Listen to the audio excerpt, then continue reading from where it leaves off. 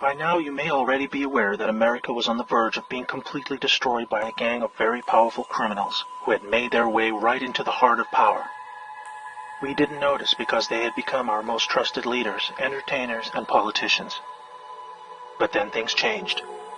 In 2016, patriots in the U.S. military took back power legitimately with the election of Donald Trump.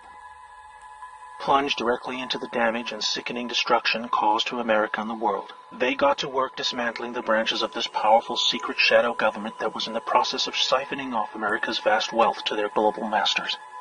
After 2 years of a dramatic covert operation that was to include the gutting of the corrupt CIA, FBI, and Justice Department, they now face the last remaining pillar of the deep state, their vast media empire.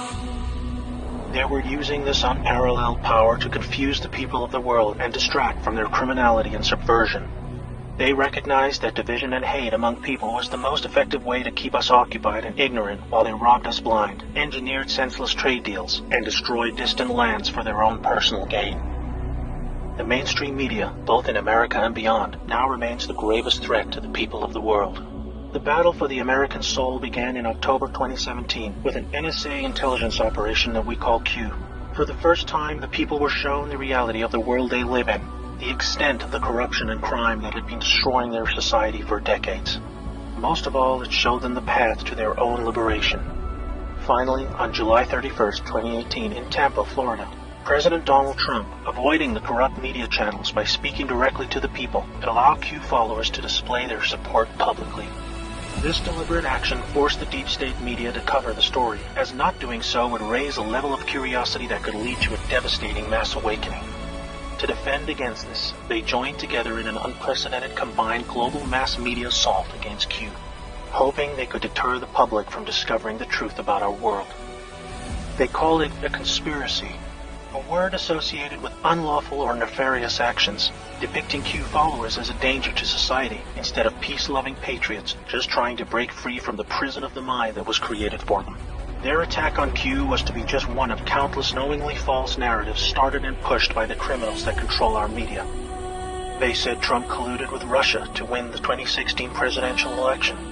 They said he was a puppet to Putin. They claimed he would hurt relationships with our allies. They said he would collapse the economy and the stock market. We heard he was about to go to war with North Korea. They are saying he will do the same with Iran. They even said he would destroy the whole world. These fake narratives kept on coming, and they spread them with full knowledge that they were lies meant to stop the one force that could end them for good. It's time the American people and those all over the world ask themselves what is really going on.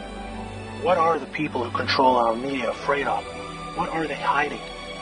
If you look, you will discover that the fake news media is not free or independent. You will see it is just a propaganda arm of the deep state. You will discover the names and faces of the cabal agents who have colluded to destroy our republic and bend us to their will. They want you divided. Divided by race. Divided by religion. Divided by political affiliation. They want this because divided you are weak. Together you are strong. It's time to research for yourself. You will find many things, among them an unprecedented number of sealed indictments filed in preparation for a mass arrest event. You will also discover an unprecedented list of corrupt CEOs who have recently been removed from their posts. You will see the same in the Senate and in Congress. And you will see the same at the top of the FBI and the Justice Department. This movement is not about one person or a group of people. It is about we, the people. The world is currently witnessing the largest mass treason event in living history. But instead of being fearful, we should be filled with hope. Instead of fighting among ourselves, we should face our only true enemy, the criminal deep state and their once invincible mainstream media apparatus. Do you want to free yourself? It's easy.